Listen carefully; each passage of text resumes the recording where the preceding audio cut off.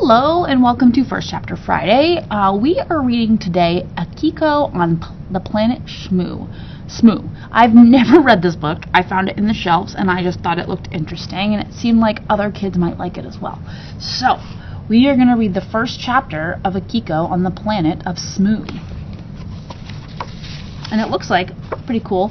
There's a few books by the same author. Akiko is a series. Akiko on the planet Smoo, written and illustrated by Mark Crilley.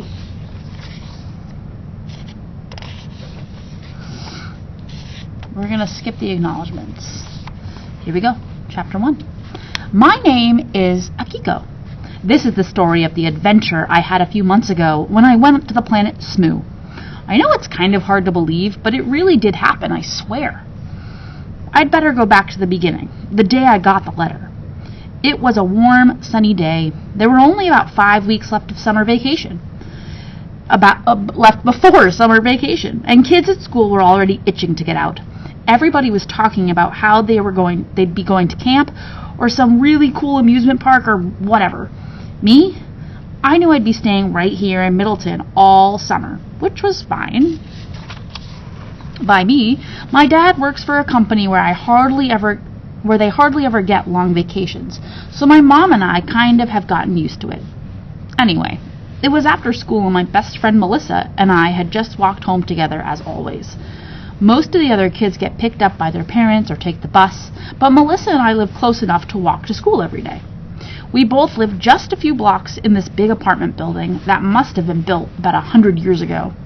Actually, I think it used to be an office building or something, but then somebody cleaned it up and turned it into this fancy new apartment building.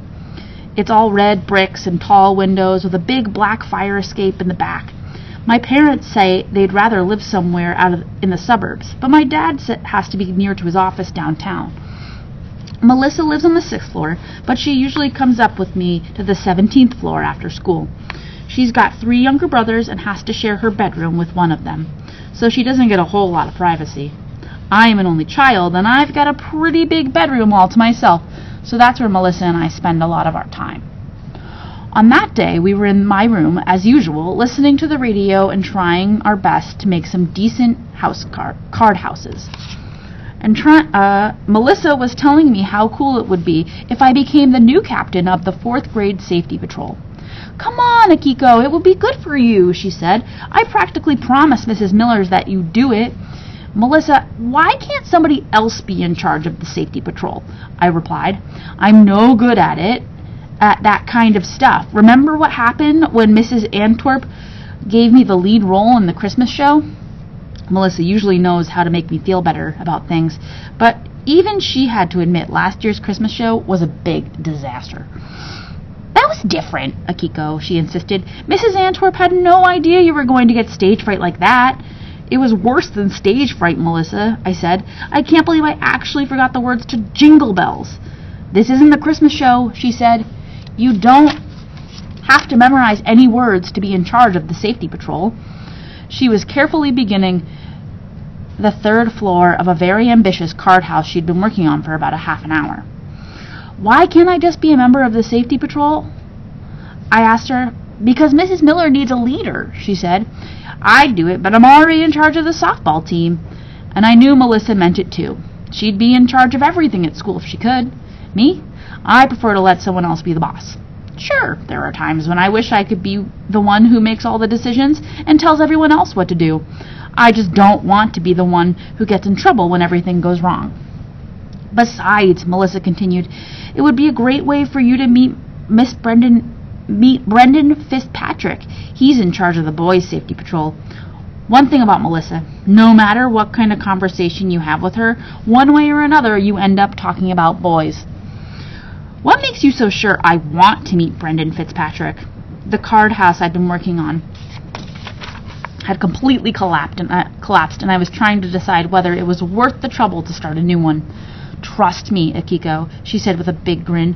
"Everyone wants to meet Brendan Fitzpatrick." "I don't even like him," I said, becoming even more anxious to change the subject. "How can you not like him?" she asked, genuinely puzzled. "He's one of the top 5 cute guys in the 4th grade. I can't believe you actually have a list of who's cute and who isn't. That was when my mom knocked on my door. I always keep my door shut when Melissa's over. I never know what she's going to say, something I don't want my mom to hear. Akiko, you got something in the mail, she said, handing me a small silvery envelope. She stared at me with this very curious look in her eyes. I don't get letters very often. Are you sure you don't want this door open? She asked. It's kind of stuffy in here. Thanks, Mom. Better keep it closed. It was all I could do to keep Melissa from snatching the letter from me once my mom was out of sight. She kept stretching out her hands all over the place like some kind of desperate basketball player, but I kept twisting it away, holding the envelope against my chest with both of my hands so she couldn't get at it. It's from a boy, isn't it? I knew it, she squealed, almost chasing me around the room. Melissa, this is not from a boy, I said, turning my back to get a closer look at the thing. My name was printed on the front in shiny black lettering, like it had been stamped there by a machine. The envelope was made of a thick, glossy kind of paper I'd never seen before. There was no stamp and no return address. Whoever sent the thing must have just walked up and dropped it in our mailbox. Go on, open it up, Melissa exclaimed, losing patience. I was just about to when I noticed something printed on the back of the envelope. To be read by Akiko and no one else. Melissa, I think this is kind of private, I said, bracing myself. I knew she wasn't going to take this well. What? She tried again to get the envelope out of my hands. Akiko, I can't believe you. We're best friends. I thought it over for a second and realized that it wasn't worth the weeks of badgering I'd get if I didn't let her see the thing. All right. But you have to promise not to tell anyone else. I could get in trouble for this.